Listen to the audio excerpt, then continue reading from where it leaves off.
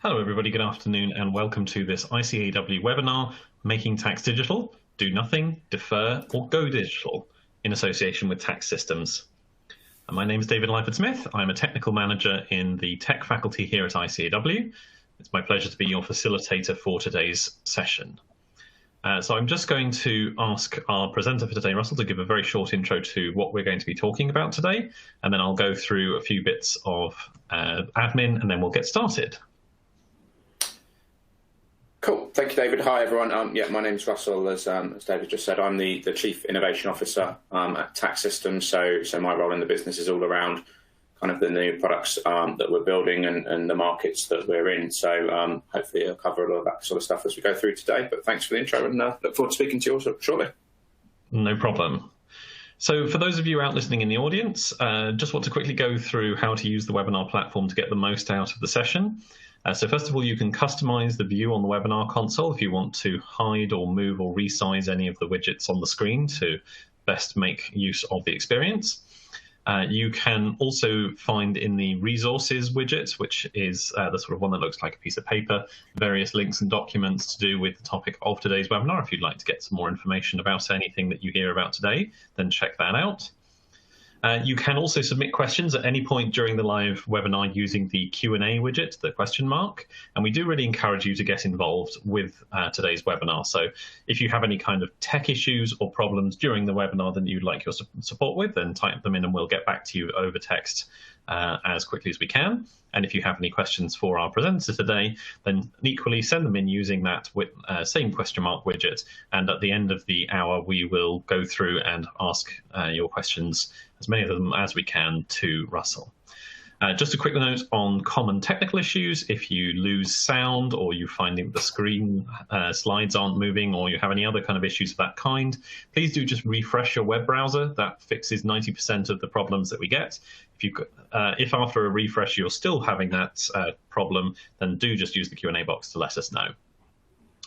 So Russell briefly introduced himself there, but I'll just quickly let you know all about Russell and why he'll be speaking to us this afternoon. So as he mentioned, he's the Chief Innovation Officer at Tax Systems, responsible for innovation, the innovation team within the business, and tasked with moving all products to a single digital compliance platform with a cloud-first mentality. He's particularly interested in tax automation and calculation and balancing best practice with a practical approach. Russell's got significant tax expertise, having previously worked at Deloitte and KPMG, where he launched the K-Helix product and grew it to become the highest grossing tax solution in the UK firm. From there, he went on to specialize in the development of tax compliance software and joined Tax Systems last year. Outside of work, he's due to run the London Marathon in October 2020 and is a keen cook. So there's a little bit about Russell. So that's everything from me. Once again, if you have questions, do send them in. But otherwise, Russell, over to you. Thank you very much, David. I always find it quite funny when it's the date for the London Marathon, as that's moved back a few times over the last couple of years, but I'm sure it will be going ahead this October. So that'll be a good bit of fun. So to get into the content of the day, I'll just kind of set the scene, run through a brief agenda, and hopefully, over the next sort of half an hour, 40 minutes or so, give you some good, useful insight. As David said, the Q&A function is really important. Anything you've got, any kind of things that spring to mind, it just means that this becomes a bit of a conversation at the end rather than just kind of me talking at you. And also, if we don't get time at the end, we will kind of follow up separately. So what's on the agenda? First off, we'll start with MTD for VAT, 2021 being kind of what we're calling the year of the digital link. It's actually a bit of a landmark day today. Today's the last day before Digital Links kind of fully go live tomorrow. So it's the period's from 1st of April. So it's an interesting day, being the 31st today. Well, then once we've talked about VAT, and that will be a big chunk of what we're going to talk to you about, because that's the kind of the here and now. We'll then cover a bit about MTD for corporation tax.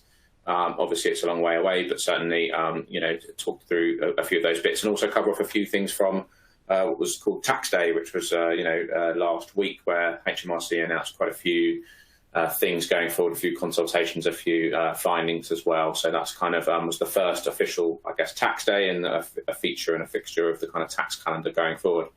We'll also look at the kind of bigger picture, what's changing in tax technology, what's changing in technology more broadly and how that's impacting tax.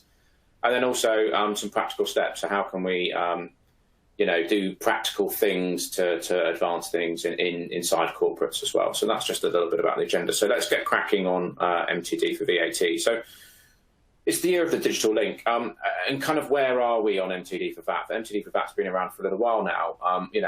Digital reports have been submitted now for quite a while. Well over a year. People have been doing API submissions. A digital record keeping when it comes to VAT tends to be pretty straightforward. I think digital links is the real area that we're going to focus on today, and it's the real area of challenge that we've been hearing from in the market. What are people struggling with when it comes to MTD for VAT or digital links is really where those problems kind of lie. And as I said, those digital links have to be in place for your first submission from the 1st of April 21, i.e. Tomorrow. Kind of what is it? I think, I put up on screen what the HMRC definition is. It's almost that kind of, data transfer or exchange within or between software programs.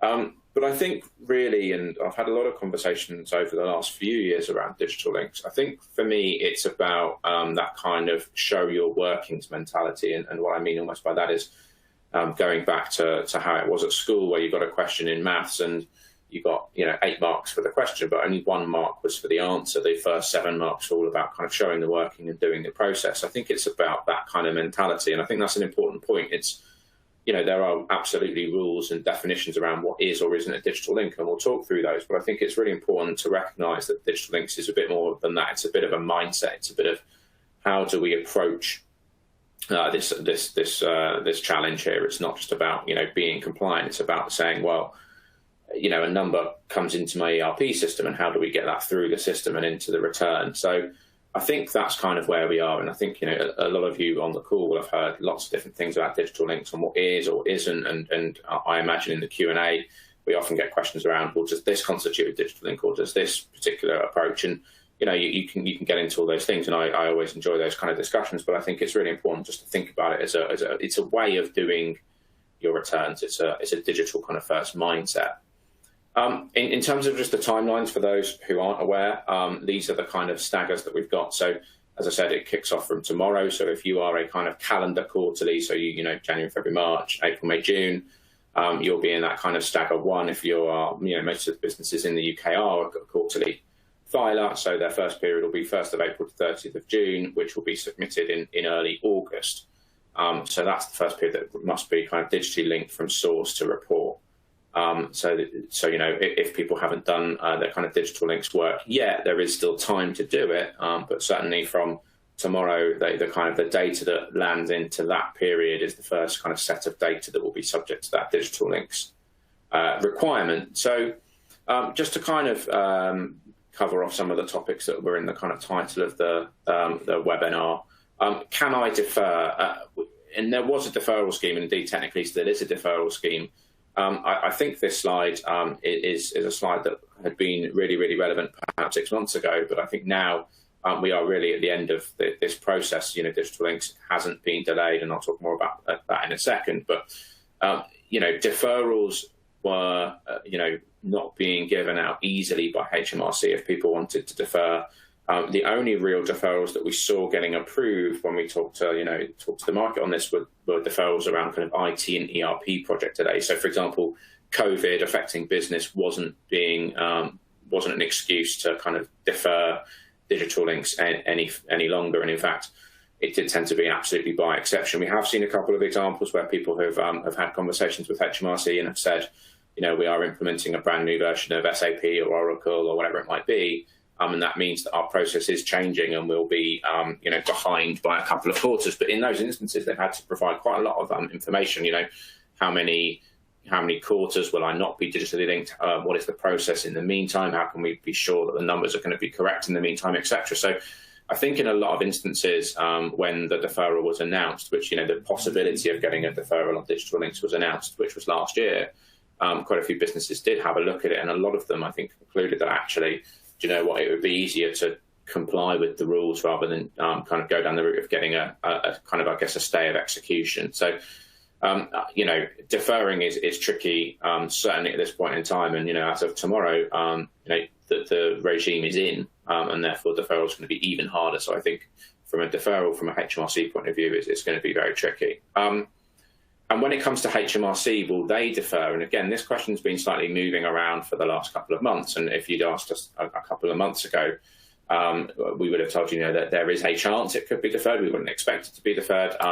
But it's very clear that there won't be a delay. If there was to be a delay, it would have been announced at kind of tax day last week. We've also done webinars, and HMRC have been out in the last month or so at webinars, both hosted by ourselves and others, where they've effectively said, look, it's not going to be delayed. There is no legislation to delay it, and indeed it kicks in tomorrow. So therefore, this is happening. It's not going to be moved back any further. So while we've had the delay already for either 6 or 12 months, depending on if you're a solo or a group filer, we don't expect there to be any further delay. So this is kind of, this is happening. This is now. For businesses that aren't kind of digitally linked already, then there is absolutely some work to be done over the next few months to ensure that you are compliant. And I think that's also an important point. We've had a number of businesses we've been speaking to where they've said, we were planning to do this in Q1, but Brexit has, really changed our plans. Even though they might have been planning for Brexit, there were some unexpected things in there, and there may be businesses being affected by that. And of course, COVID has changed things. So a lot of businesses and a lot of tax teams within businesses have been incredibly stretched.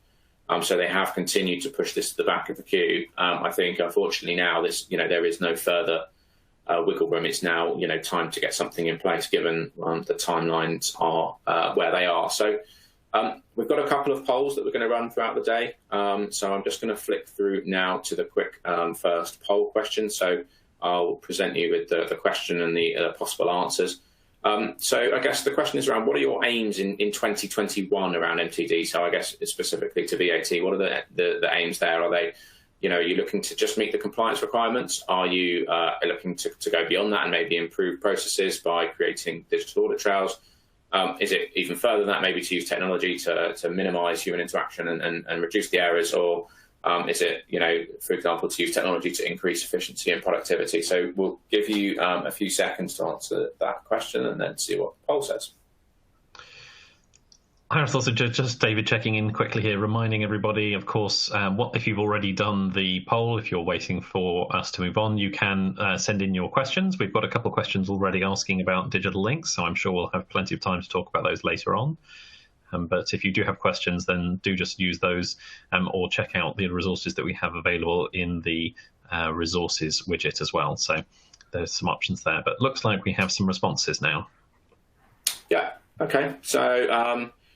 So it's firstly, obviously, the main one there being kind of nearly 70% is around to meet the compliance requirements only. Obviously, the percentages don't add up to 100 because it was a multi-select. We've known that some people absolutely want to meet the compliance requirements, but then kind of go beyond that, which is why I think it's probably a bit further than that. So I think it's an interesting stat. I think a lot of businesses we've spoken to do, that is the baseline, and they've been very, very busy, and they need, there are potentially other factors going on in the business, cost reduction and other things like that have meant that simply getting compliant in 2021 is that kind of baseline. Of course, that is the minimum that you would expect. It's good to see that, a third of people who responded say they want to use technology to increase efficiency and productivity, so looking beyond kind of compliance. And a couple of other areas there, digital audit trails is always a good one, and to minimise human action and reduce error. I think that is one that we are starting to see a little bit more of, maybe over the last 6 to 9 months. But I think it's right that a lot of people haven't looked there necessarily. If you look back maybe last year, because the technology maybe hasn't been there and it's only coming in now to do that. So those results don't surprise me. I don't know, David, if there's anything in there that surprises you. Yeah, a little. I think it's interesting to see what different people have prioritising with this. I think it's something there's so many layers to making tax digital, and it's been sort of rolling out over sort of many years. And we've actually just seen the roadmap from covering the next 10 years from HMRC as well. So it can be difficult to sort of think about everything that they're doing and how different they expect tax compliance to be in a few years' time. Based on that roadmap, it's going to be interesting to see if it's at all familiar. Yeah. Okay. So moving on then to kind of, I think it's good that there's a population of people that are looking at this really from a kind of compliance point of view to make sure that they are in compliance with those digital links. So in many instances, if you haven't got those processes in place already, it's absolutely now is the time to kind of get on with it. So here's a bit of, I suppose, practical advice on kind of different routes and different options to go with on this. So I guess these are the things to look out for when you're looking at your existing process, from kind of things that aren't allowed through to things that are, but might need to have a bit of a lens on them. So we know from HMRC very explicitly, copy pasting, copying and cutting is absolutely not allowed. So that is absolutely the most common thing that we see in existing VAT processes that absolutely has to change, and that's very, very much black and white per the rules. You can't paste a data table somewhere and then copy paste that somewhere else. So that's something that simply isn't going to be allowed. And the change that's required to fix that might not be an extensive change. It might be, writing some Excel formulae, for example. It doesn't have to be a wholesale change per se, but certainly that is the one thing, probably above all other things, that if your process involves copy, paste or cut and paste, then that needs to change. Manually keying items, generally speaking, it will depend on whether you're allowed to do that. So, for example, adjustments are allowed, and we'll talk a bit more about adjustments later. But ultimately, for example, if you've got a complicated adjustment, a capital goods scheme, a partial exemption, or things like that, then you are allowed per the rules to type in the results of those processes into the return and make sure that they are included. But certainly you're not allowed to do something like, keying over invoice values in a ledger. So there are different areas where you just need to be very careful around manually kind of typing things in. And I think we would advise that in those instances where you are doing that, you're doing that in a kind of controlled manner. For example, you're not just allowing people to over key values. You're not allowing people, you've got a process around it that just simply means that, if HMRC do come back in a year's time and say, we're going to have a look at your kind of digital audit trail, that you can point to the right, documents or right calculations or whatever it might be, and that you're not in a situation where you've got kind of changes that have been made that aren't tracked, that aren't kind of logged. And that kind of follows on to linked cells. So Excel linking place one from linking values from one place to another. They are explicitly allowed per the rules. And do we advise them? Well, we absolutely do see them, and they're certainly a lot better than kind of any kind of manual intervention where those cells are linked. But we do also see that, whilst it does mean that the process can be compliant, so if you're looking at it from a HMRC compliance point of view, they're not necessarily going to get you the correct results. And I think that's, we'll demonstrate that with an example shortly, where we see lots of processes that are indeed, they are linked, but they are not necessarily correct, if you see what I mean. So we'll get on to that. Macros is one of those areas where, again, the rules will allow you to have a macro, to have some macros that in the process, but again, they tend to be seen as pretty high risk. The reason being is that, that they will often break. They often need changing. If something changes in your ERP system, then it's very likely that the macro will need to change to recognise that. So it's important to make sure that if you are going to use something like a macro in the process, that you're able to keep that up to date with the process as well, and that's really important. So moving on to a specific example, I actually went and talked to our VAT implementations team. So we've got an implementation team now in the business that have done well over 150 VAT technology implementations in the last 12 months. So they're pretty well versed. I asked them what they tended to see, and this was their one thing that they see most often that should be removed from processes. So, it's one of these things. Reverse charge is a big area where we tend to see people adding in information, doing kind of manual work, doing kind of lookups, and then kind of keying values across, and typing something from one place, going into Excel, highlighting a column so you can see what the sum is, and then typing that sum into another box in another sheet.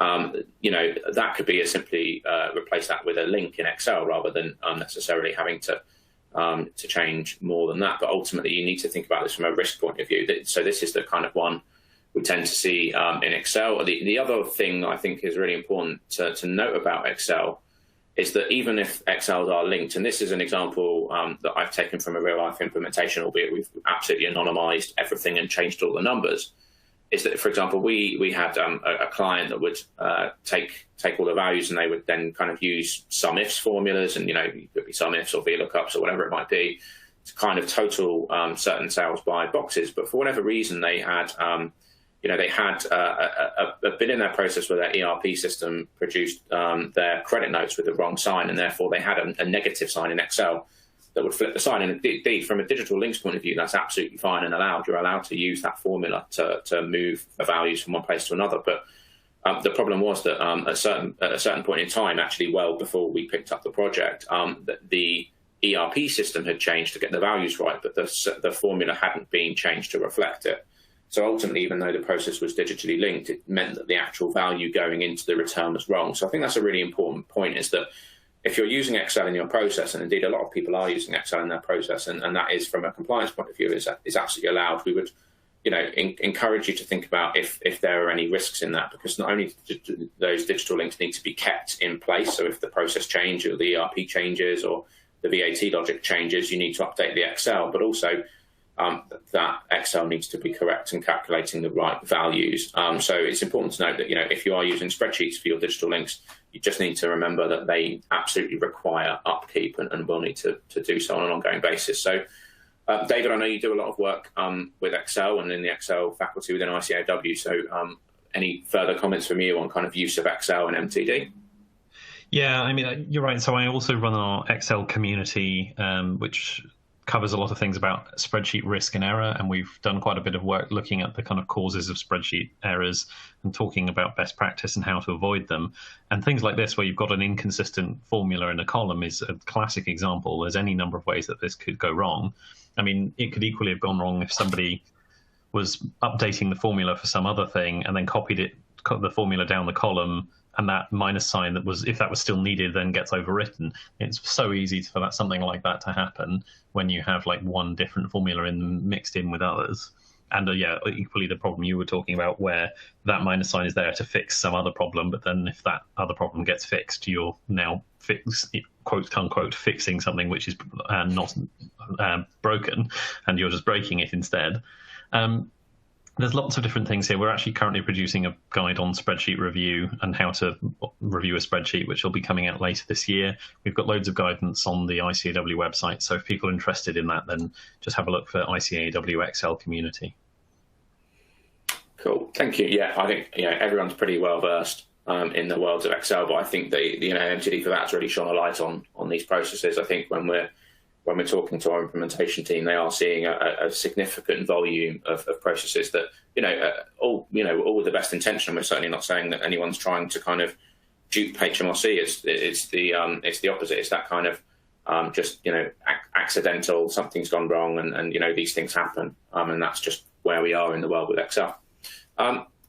So moving on then, what do you need to do on this then? And we kind of categorized it based on our experience, what we were seeing in the market, into kind of 3 buckets of kind of low, medium and high risk, and try to work out what would make it more likely that an entity or a business would be kind of in one of those categories, and therefore what should they do. So low risk businesses, if you only have a single entity or a single very straightforward group and a single ERP system without any kind of adjustments, we tend to see those processes are very, very straightforward. And in those instances, I think that there's very little that really needs to change from what people have been doing to do the API submission. So, just using an ERP system. Sometimes, natively ERP systems are already MTD compliant. Some of them, you use your ERP system, and then a bridging tool is required to kind of do the submission to HMRC. But certainly in those instances, it might be worth a quick look at the process. But generally speaking, we haven't seen too much wrong with them, and we wouldn't necessarily advise anyone spend too much time there. The process is quite likely fine. Where we kind of then get into slightly bigger organizations, maybe where there's more entities, more groups. Certainly groups always tend to bring a level of complexity, because there's always that kind of idea of rolling things up. And if you're doing that in Excel, then there's always formulas involved, and therefore you're going to be increasing risk in there. And sometimes those adjustments exist as well in those sorts of businesses. More ERP systems will always bring more risk, again, just for the level of complexity and the risk. And in that instance, we do see Excel being used more as maybe a short-term measure. But certainly we would argue that in the longer term, or even in the medium term, it's using dedicated software will reduce that risk massively. And of course, businesses at the top end of the scale, where they're kind of high risk, where we see lots of different ERPs, lots of different entities, where they might have a partial exemption, or even a partial exemption special method. Those are businesses where we do tend to see the highest kind of risk of error in the process, or risk of non-compliance with digital links, and therefore, from our point of view, it's it's time to have a look at some dedicated software. And indeed, a lot of our clients that have signed up with us in the last 9 to 12 months are in that kind of category, certainly in the high risk and the medium risk category. So there's some kind of practical advice of what you can do depending on the type of business you are. So just in terms of closing off really on the key takeaways for MTD for VAT, your next VAT return period will be in scope. That's kind of, at this point in time, that is absolutely going to be the case, and that won't change. So it's very much from the next kind of full VAT period, whenever that might be, you're going to be in scope. For simple businesses, that kind of ERP and Excel approach is often good enough. It still doesn't mean you can just kind of do nothing, but certainly it means that you don't necessarily need to invest more potentially than a few hours worth of time. It will depend, every business is different, but certainly that's what we tend to see in the market. And we would also say that, Excel is an accountant's favourite tool. Don't get me wrong, I spend a lot of time in Excel, like I think most accountants do. But at the same time, while it is compliant, it isn't necessarily the optimal tool. And it does also require that upkeep, and it's going to be more upkeep now going forward, that we've got to make sure that this digital links kind of mantra is instilled. So it's just to be aware that, if Excel is anything more than a short-term strategy, you need to make sure that is being considered fully in the business. So with that, we'll move on to our second poll around VAT. So within your VAT process, do you have any concerns over the following? I'll just run through the options. Reverse charge calculations, often they can be quite complicated. Sometimes they need to be performed twice, as that says. Adjustments to digital records, i.e. where you need to adjust a particular record. Error corrections, i.e. if you've got an error to correct somewhere in the process. Spreadsheet linking, as in, where you need to link cells now. Maybe you're using copy-paste at the moment and you're going to need to move to linking. Or maybe you have no concerns and you're using a purpose-built solution and you're absolutely fine. So, feel free to answer now. And hi, Russell. Once again, just reminding everyone in the audience, you can send in those questions via the Q&A widget. We've got loads of questions coming in about all sorts of different things, so I'm going to go through those and try and make sure that we pick out the best ones in case we don't get time to go through all of them. But equally, I'm sure if we have any left that we don't have time for today, we'll do our best to get to those later on after the live session. So do send in your questions, and we will do our best to get to as many of them as we can. Also a reminder, again, you can look in that resources module. That's the paper-looking one, and there are some extra links and files that you can access there, including some reports and other things that you might find interesting. Right, looks like we're pretty much ready for some results here. So we've got a pretty even spread across all of them, which is quite interesting. I think the lowest one, obviously, a quarter of people have got a purpose-built solution that solves all of these things, which is great to see. But that is only 1 in 4. So I think it's quite interesting to see that there are a number of options spread across. People having lots of different areas to focus on. So be it spreadsheets, be it the quality of the data. I mean, error corrections and adjustments is all around data quality, and we certainly see that where ERP systems are potentially either out of date or, where a business is maybe acquisitive and they've just bought a new company with a different ERP system. All of those sort of things really drive up the risk of error. Reverse charge is just natively something that is a pain to do, I think it's probably fair to say. And therefore, that's been something that's been a challenge because people might have gone through their process and quite quickly been able to knock a few problems on the head and say, yeah, we can solve that pretty quickly. Reverse charge is just one of those thorny areas that has been quite painful for clients to work with. David, don't know if you've got any comments on any of these?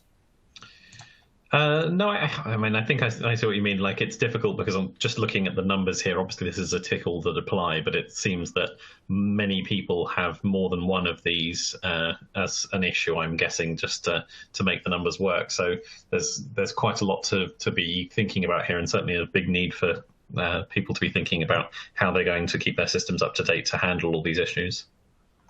Yeah, exactly.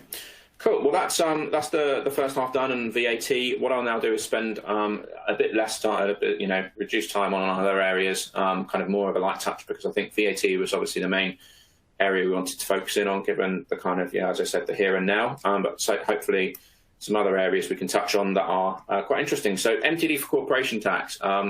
The HMRC put their consultation paper out at the back end of last year, and consultation closed earlier this month. So it's an area that's been quite a hot topic, certainly for us. I mean, in our business, corporation tax software has been what we've done as a business for nearly 30 years. So it's been something that we have been watching for a long time. So where are we in terms of the timelines? And hopefully, quite a few people on the call will be kind of living and breathing MTD for VAT at the moment. So if anything, this might be seen as a little bit of light relief and education on kind of where we're kind of going with MTD for corporation tax. The consultations happened, the responses are in. We're expecting the legislation probably not until next year. The key dates really being that they've said that it will be voluntary from April 2024 and mandatory not until April 26. So we've got 5 years until this is going to be impacting the day job, which is a very long time. So I think a lot of people therefore will kind of go, oh, it's 5 years away, let's not worry about it, and kind of almost switch off. But I think it's important that people are in the market are just aware of what's going on, because it is such a far-reaching set of requirements, and that's what I'll cover off now. So what is being proposed under MTD for CT? Well, it's all businesses currently subject to corporation tax. There are quite a few things that are kind of devil in the details. I think it's important. Digital records and digital links are both absolutely in scope of MTD for corporation tax. Digital records, being potentially a bit trickier for corporation tax, but not necessarily too tricky. But again, when we look at current day corporation tax processes, there is a lot of manual intervention across the board in a lot of them. So digital links for MTD for corporation tax, I think, will be a huge change to the way that corporation tax is produced. The next big thing, and probably the main thing that landed, was that MTD for corporation tax will bring with it a quarterly requirement. So a quarterly reporting requirement. At the moment, CT is fully annual. It will add a quarterly reporting requirement, which is a big change to submit. At the moment, they have proposed 28 categories of income and expenditure to be reported every quarter, and then an annual kind of true up. So you've still got the existing annual full process, if you like, but there'll be an additional quarterly requirement. And that kind of is applicable for every single business currently and subject to corporation tax, apart from those that are in that kind of very large QIP scheme. So the very largest, about 2,000 businesses. The logic being is that they already do quarterly submissions under that QIP scheme, and also they've got things like senior accounting officers and BRR Plus, and therefore their processes are more up to date. So HMRC are getting that information on a more timely basis, and there's more kind of control about those processes. But certainly what's being proposed in the consultation is quite a material change. And just to kind of bring that to life, if you look at the top there, what we've got at present, you basically see that at the moment on a standard business, for an unlisted kind of business, will do their stat accounts in the September. So this is if you're a December filer, but you can nudge the months around depending on when your financial year end is. And then you do your CT return at the end of the year. Now going forward, that process will change quite dramatically. Because you've got, based on your prior year, I mean, under currently, you're doing no reporting in the current year for corporation tax, but it's all about the prior year. Going forward, you'll have the CT return will be pulled forward according to the consultation by 3 months to align to the stat account. So you can see there in September, you'll be doing your CT return and your stat accounts for the prior year, but you've also got those quarterly filings, and you're doing them on that regular kind of quarterly cadence. And I think that the bit at the bottom below the line there is the really important thing to me on this anyway, is at the moment, if I make a profit in Q1 of a business year, I'm not reporting that at all until 18 months later in the accounts and 21 months later in the CT return. Whereas here, if I make a profit in quarter one, I actually have to report that, even at a high level, just a month later. So we're bringing that information forward dramatically in terms of time. We're looking at a sort of 18-month decrease in some areas, which is if you read the consultation, as I have on MTD for corporation tax, what you'll effectively see HMRC are pushing at is more timely data. They want that information on a more regular basis to be able to make decisions sooner. So that's the kind of driver, but I think it will be a big change. Obviously, this is only a consultation stage. Things could change between now and when the rules become law. But I think it's important that people know that, if it comes in as the consultation has planned for it, then it will be a massive change to the way that businesses need to operate. And what does it mean? That data comes in much kind of sooner, a much closer coupling of the stats and the CT return process, which I think is important. That's been an area that I do expect there'll be a lot of feedback from the industry on in the consultation process, but it's a much closer, tighter coupling of those two things. There is no getting away from it. There will be an increase in workload, but we'll yet to see exactly how much more workload, but certainly this is an increase in reporting requirements. It's not doing away with anything. And that kind of digital records and digital links aspect is big. One final thing around IXBRL, I think, we've been quite well aware that people have been submitting IXBRL for quite a long time, and that HMRC, I think the general perception is that HMRC don't do very much with that information. I would argue that's because the quality of the data is generally across the board quite poor. Certainly in some instances it can be very good, but in a lot of instances maybe less so. I do expect this to drive up the quality of that IXBRL. So the consultation, for example, asks questions around should we bring in penalties for people that file poor quality IXBRL data. They don't propose necessarily to do that, but they ask the question so you can see where their kind of head is going on that one. So yes, it's a long time away, but I do think MTD for corporation tax is something that will come to the fore sooner rather than later. So definitely something to watch out for. And then on tax day, so tax day was the 23rd of March. HMRC effectively said, look, we've got the budget on, I think it was the 3rd or the 4th of March this year, and they didn't want to do any of their kind of usual tax announcements on that day, because there's quite a lot of stuff going on with the budget. So they kind of announced, actually said previously, that they were going to put out lots of information on the 23rd of March. And they did that. So what are kind of HMRC thinking? And this is probably a useful barometer of where are we kind of going with these people. So certainly there are 5 papers all around kind of supporting what they're calling a 21st century tax administration. So last July, they put out a paper around the next 10-year kind of plan. And there are 5 more papers put on kind of a bit more meat on some of those bones. Again, it is still all quite high level, but you can see, for example, where their heads are, looking at clarifying in more detail around what qualifies as tax advice and what doesn't. There's also a paper around the costs and benefits of MTD for VAT so far, specifically aimed at small businesses. And I think it was an interesting one. They didn't necessarily draw any strong conclusions one way or another, but there's quite a lot of information in that particular one. Lots of looking at tackling of non-compliance, lots of different specific areas, looking at, cracking down on people who are promoting tax avoidance schemes, for example. There's quite a lot of information in those ones. You can tell that HMRC are looking to really kind of close any gaps around that. And then further policy announcements. They're probably the main ones I've highlighted there. So there will be a review of the Office of Tax Simplification. Is that kind of office working? It's an interesting topic of conversation I won't delve into now, but I think a lot of people would argue that it hasn't necessarily done its job, and therefore what shall we do going forward on that? There was an interesting piece around transfer pricing. I think it doesn't necessarily apply to a lot of people on this call, but the ones that it does apply to, it's really, really important to have a read of that, because they are talking about potential reporting requirements relating to transfer pricing, so kind of going beyond country-by-country reporting. Again, it doesn't kind of come out with things like firm dates or anything like that, but you can definitely tell that's the direction of travel they're going with that.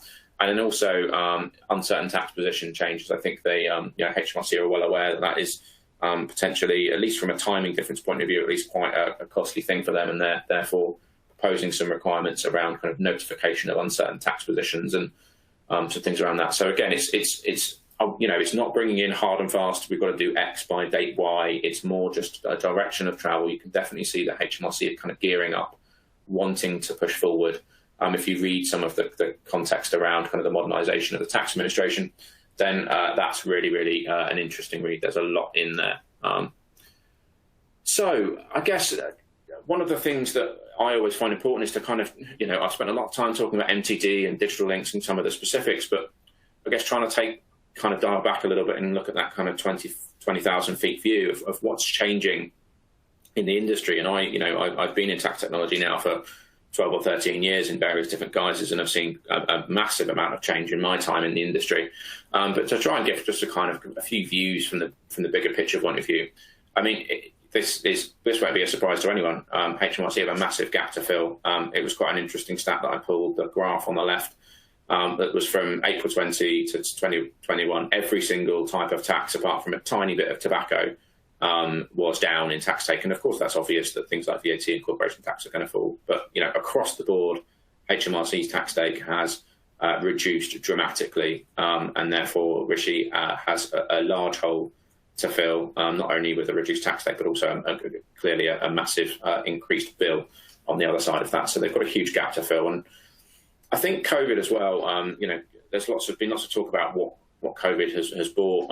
You know, I just saw just today, PwC have announced their new working practices about how they will work when we're in a post-pandemic world with, you know, sort of 50% home working and accelerated hours to not work Friday afternoons in the summer and things of this nature. So it's clear that COVID-19 has absolutely accelerated kind of changes to the workplace. I think from all of these graphs, and there are quite a few on here, the one that's really meaningful to me is the one on the right-hand side around adoption of new technology, where, you know, increasing migration of assets to the cloud, that was kind of used to take 547 days, and now it takes 23 days. There's been a huge, you know, I think it's the quote being kind of, you know, necessity being the kind of mother of invention, is that we've had to get used to cloud technology. We've had to get used to working from home.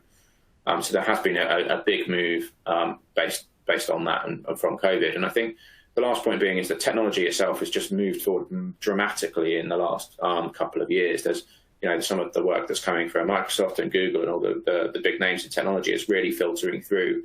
So some of the things that, you know, 2 or 3 years ago even might have only been available for, you know, a significant price point, and therefore only really applicable to the very biggest of the FTSE companies, for example, is now absolutely not the case. It's now much more readily available, much more useful.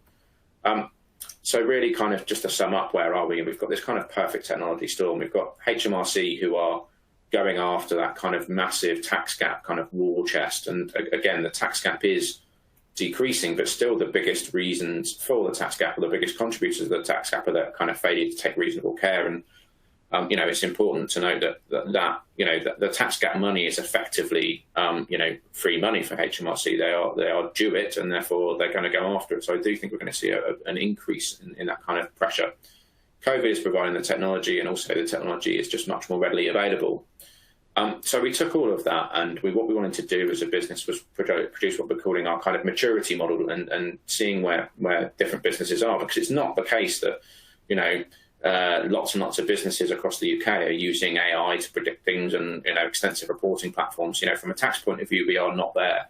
So we thought it was really important to kind of be able to chart where people are. So you've got over on the kind of left-hand side, what we see is, you know, the world for most people, where that kind of, you know, regulator initiatives, people are kind of doing CT and VAT and FATCA and transfer pricing, whatever they might be doing in their existing systems. And they're maybe looking at doing things, you know, businesses that are a bit more advanced and maybe doing things like mapping trial balances and general ledgers in, and maybe even integrating in an automated way into their ERP, or maybe bringing stat accounts into the process. So we see people necessarily going beyond that kind of manual process to a more automated one. And we are seeing, you know, businesses move right along this kind of spectrum to the more mature kind of tax technology place. So looking at compliance workflows, looking at sign-offs and those sort of things, and also then looking at kind of the insights. So trying to get insight from the data, so ETR management. And I think if you look at those kind of arrows on the bottom, we are, you know, it is a one-way direction of travel from desktop to cloud software for good reasons. You know, pretty much every industry is moving from a desktop on-premise world to a kind of software as a service SaaS cloud platform, from standalones to kind of integrated offerings, rather than just, you know, looking at CT as an isolated process, trying to say, well, can we get more out of CT, and can we get more out of that data, and can we integrate it into other processes? And then moving, you know, from not necessarily just having humans kind of doing all of the work, trying to get machines to at least leverage some of the new technology to kind of get information surface to humans. We're certainly not saying by any stretch of the imagination that humans are disappearing from the process. I don't think they are anytime soon.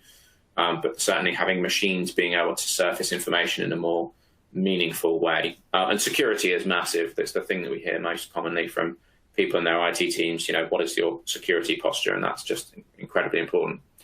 And this is kind of where we've gone from it having, as a business, we're now moving towards a digital compliance platform, a single platform that does, all your calculations, but does all the tax data.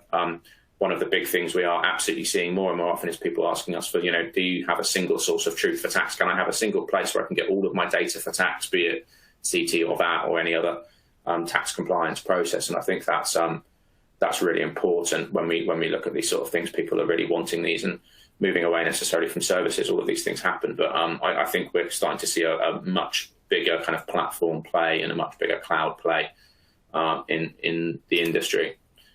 So then moving on to our final poll, trying to kind of gauge the room a little bit in terms of the higher 20,000 feet view. What are your kind of top three priorities when looking at your tax processes? Although I think maybe looking at the poll, it might just be top one, because those look like radio buttons to me, which means you can probably only select one, but never mind. So what is your probably top one priority when digitalising your tax processes? Is it to reduce the workload, the compliance workload? Is it to improve that accuracy, through the process? Is it that kind of digital audit point of view? Do you want to make sure that you've got that digital audit trail? Is it to automate things like adjustments? Or is it to, all about avoiding penalties and charges? So if you can select three, great. I have a feeling you could probably only select one, so feel free to select your top priority now. Hi, it's me, David, here again. And so we'll go in once you've had a chance to fill in your response on that poll. And I think, Russell, you are correct that that's been set up so you can only pick top one. So don't worry about that. Just pick your top one. And we're going to be, we've got a small number of slides still to go, which we're going to get through as quickly as we can so that we can get to a few of your questions. So just a couple more. So if you do have any final questions, do send them in. I've tried my best to kind of pick the ones which I think are the most pertinent, most relevant. And there's one question actually which I've seen a couple times, which I know that we can answer straight away, which is people asking about a recording of this webinar. Yes, you will be able to access a recording of this webinar after this live recording, and we will contact you with that if you've registered for it, and we'll make sure that you get a link to sending you to the recording after the fact. But for now, it looks like we've got the results from that poll. Cool. That's I would actually say that's kind of where I would expect it to be. I think not many people looking to automate adjustments. I think that is A, quite hard, and in some instances, and B, there is probably lower hanging fruit. I would suggest reducing compliance workloads. I think that is a pretty common theme we see, particularly people being stretched as it is and knowing that there's more coming. Therefore, technology needs to be in place to leverage to make it a bit easier and a bit better. Avoiding penalties and charges is always going to be there, and I think again it kind of comes back to the point of, at the moment, if you're in a business or a tax team that's already quite stretched, you simply can't you can't add much more workload there without things falling by the wayside, be it late filings or submissions being incorrect or anything like that. And automated error checking is something that we're seeing as well. So that does tie up with what I'd expect, which is it's good to see. So I think, as David said, just the last couple of slides, I think what we always try and do with these things to end is some kind of practical, what are we kind of seeing on the ground, and some steps to do that, and then we'll jump into some questions. So what do we do now? Just a couple of bits on some effective strategies. I mean, this is what we're seeing out in the market. What are our clients asking us for at the moment? There is a big focus on VAT and digital links. A lot of our queries at the moment are, can we get you in to help our process and put some technology in place to sort out our VAT process? And a lot of that can be, replacing Excel. Replacing Excel does tend to be the bread and butter of this. We've got this Excel process that's been in place for 10 years. We know that it's creaking at the seams, or we know that it won't be compliant going forward with HMRC, and therefore can you replace that? We are seeing, other tools, technology tools, things like RPA being used for other processes, either as kind of those quick fixes or to again, reduce the amount of effort. So back to the previous poll, lots and lots of effort. Sometimes parts of processes, be it VAT or otherwise, take days and days and days of manual effort, and using something like RPA, which is robotic process automation, to kind of solve those and reduce the workload. Certainly we are seeing that happen more and more. Really interestingly, I wasn't expecting this one to actually come up, but it keeps coming up at least 2 or 3 times a month since the consultation landed. As people want to discuss MTD for CT, they want to know, what do they need to do, or what does it look like, or what are we going to be doing about it, or anything like that. So we do see that quite a lot. The last one being is certainly at maybe the larger end of the market, people are starting to ask for things like API-driven architecture to effectively integrate platforms and products more holistically. So on to my final slide now before we open the floor to questions. What's a sensible plan of attack for MTD Phase 2? And this is obviously quite pertinent given the timelines. I guess from my point of view, these are the things I would advise you do. So where are you currently? Like, what's your current weakness in the process, or weaknesses? What are you struggling with? Is it that there are lots of parts of the process that aren't going to be digitally linked? Is it that you've kind of had to throw together some Excels because you've just been too busy? Have a look at those and work out are they really kind of fit for purpose? And I think the next part is just as important. It's around getting kind of buy-in from someone senior in the industry, a budget holder in the industry that says, look, we've got this problem. And the good thing about digital links and the good thing about MTD is it has given that kind of importance to this. It's not just a nice to have. It's that you've got a compliance requirements to hit, and therefore make sure you've got that strategy that focuses on, look, we need to be compliant, and we don't want to struggle, we don't want to get fined, we don't want to file late, all those kind of things. So get that strategy in place and get someone in the business from a senior level to buy in. That always really helps when you're going through the process. Then assess the market. There are a lot of solutions out in the market of varying, varying kind of levels of, some are just bridging top software, some are full-scale VAT compliance tools, and there's kind of everything in between. So have a look out there, assess what you need, and have a look out there. There's a lot going on. And pick the vendors. I think it's important that it's not just necessarily about picking one vendor, it's about picking the best vendors for you. And there are lots of different factors that make that a decision that is different on from one entity to another. Not every single business is the same, and therefore depending on where you're currently weakest, you might pick a different vendor for what you do going forward. And the last point really is just that kind of final point really, that when you're changing these processes, when you're kind of going through this process, and changing a process is always involves time, effort, and pain, and money, and all the rest of it. So almost have a bit of a step back and say, look, we know we need to fix this. We know we need to be compliant. But is there something else we can do? So, for example, a few of our clients said, look, can we make sure we're getting this data out for some reporting? Can we get some additional value? Can we get some analysis? Can we get some period-on-period checks to make sure that we're getting some good insight into the data?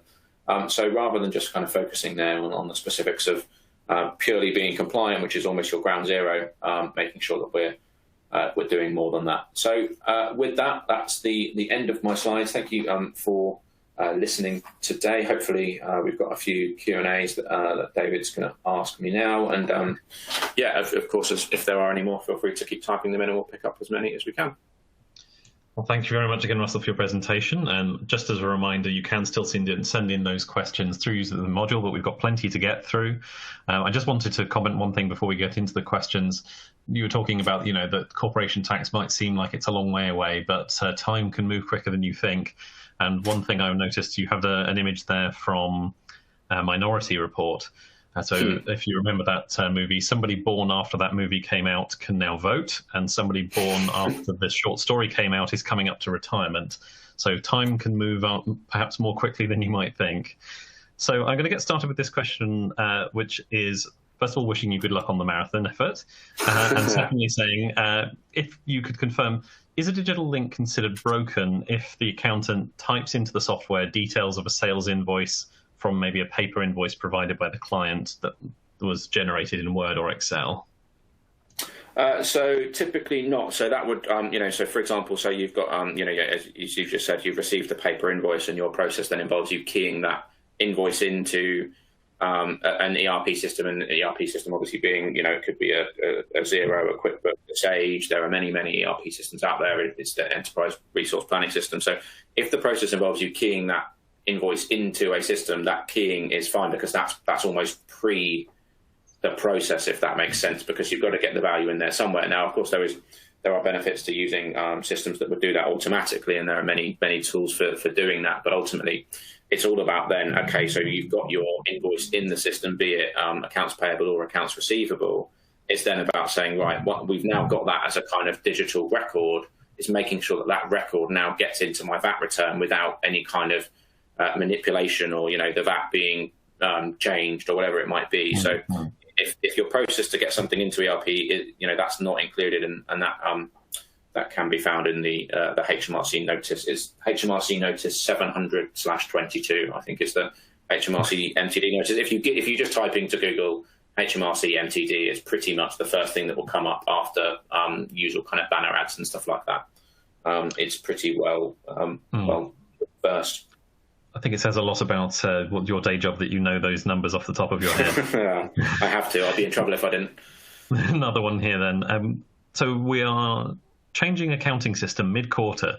So we're going to have to key in our opening balances from our old system into the new one. We can obviously show where these figures came from in this old system, but there's no direct digital link between the systems. What's the situation there? Is that okay? That is a very good question. And as I said at the time, and I'm sure when we go back through, because I've just had a very quick look at all these questions, and I think we've got about 25 different questions, which is great. We do always get different variants of this sort of question. I think with that sort of thing, if you've got the way that you would probably do that, if you've got those opening balances, I think you would be fine having them keyed in, but just reference back to make sure that you've got the record of that. So if HMRC did want to prove that, you could say, look, this is these are the old records. And there are all, HMRC have always said that they've got their guidance out there, and their guidance actually for HMRC guidance is quite good. It covers quite a few different scenarios, but they absolutely can't cover every single scenario. So I would say on something like that, where you've got a particularly nuanced kind of transaction that's only happening as a one-off, as long as you're doing it in the right sort of way, I think you would be fine. But HMRC probably don't have a formal answer for you one way or another.